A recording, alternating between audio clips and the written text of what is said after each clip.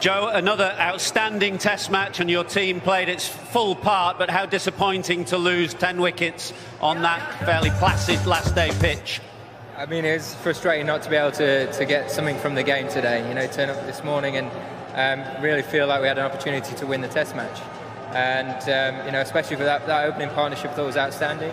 Credit to India, they got the ball to reverse and they made good use of that. It was a brilliant spell of bowling from Bumrah, and that really was the turning point in the game. So credit there. I think more from my side of things, we'd look at other areas in the Test match where we may have missed opportunities. It could have been a little bit better, could have made more of an advantage of that first innings lead. And obviously in the field as well, as difficult as some of those chances where you've got to take them against world-class players. We'll perhaps touch on one or two of those areas. Just on this afternoon, you mentioned Jasprit Bumrah's spell there. Is it just occasionally from time to time in this game you have to shrug your shoulders and say the opposition were too good? I think you've always got to look to find ways of getting better and manage different periods of play, absolutely. But at the same time, you've got to be realistic about things and understand that was world-class bowling. You know, he saw an opportunity within the game and you know, performed extremely well. And sometimes you just got to find a way of managing through that period. And it's something that we'll look at. You know, look at where we're going as well. There's a chance there might be some reverse swing at Old Trafford. We'll have to make sure that we manage it better if we come across a similar situation. If we go back to the start of the game, you won the toss, put India in. You've got a very healthy first innings lead. So do you think that absolutely vindicates the call, despite what happened on the last day?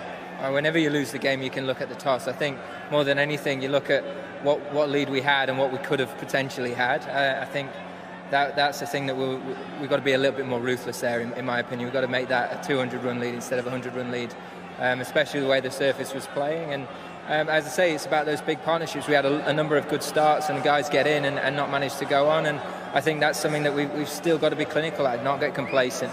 Not get comfy, is go and make those big hundreds, go and make those big partnerships which really set a game up for you, which we did just a week ago as well. Let's not forget that.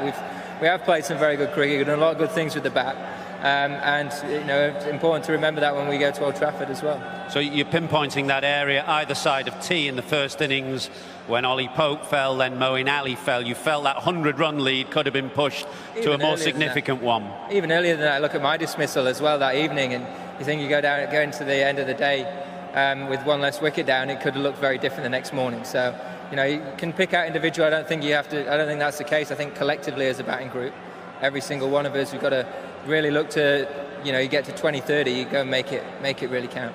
You mentioned the fielding. I think there are about 6 by my count that were put down. It's an ongoing issue for you in the slips. Yeah, I mean, there were some very difficult chances there. You know, I think a lot of other players might not have even got to that one that Burnsy went to. In fact, they covered so much ground. It was a great effort. It is a very difficult viewing ground at times here, but it's no excuse. We've got to keep looking to get better. We've got to keep looking to take those chances. And you know, we'll certainly do that. It's not for lack of effort. It's not for lack of work in practice and how we're preparing for the game. So you just got to, you know, just keep putting yourself in those positions to go and be brave enough to take it on. It's a punishing series as far as fast bowlers are concerned. We're coming to the 5th Test now that's hard on the heels of 4. How are your seamers in that dressing room? There are 1 or 2 injuries floating around as well. I understand Saqib Mahmood's gone in the side today. And what's Mark Wood's situation? Yeah, Woody's coming good for us, so that's promising going into things. It has been frustrating somewhere in terms of the amount of injuries we've had to contend with. There's no getting away from that. That's not an excuse at all. It's just something that's been difficult to manage this last little period. But those guys that have had the opportunity to go and play, you know, the way that they've thrown themselves into this series, they've been excellent. And you know, it'd be one big push for the guys that go out there and play next week at Old Trafford. But their efforts and their skill levels have been very high, so I'm really proud of those guys in that respect. Absolutely. Thanks for your time. We'll see you in Cheers, Manchester. Thank you.